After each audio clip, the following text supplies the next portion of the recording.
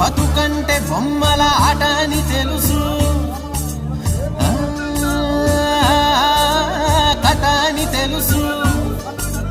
కథ అని తెలుసు, కథలన్నీ కంచికే చేరునని తెలుసు, తెలుసు తెర తొలుగుతుందని, తెలుసు తెల్లారుతుందని, తెలుసు ఈ కట్టె పుట్టుకుమంటదని, తెలుసు ఈ మట్టి మట్టిలో కలిసిపోతదని, ఎన్ని తెలిసి రకాటంలో పడిపోతావు ఎందుకని మాయా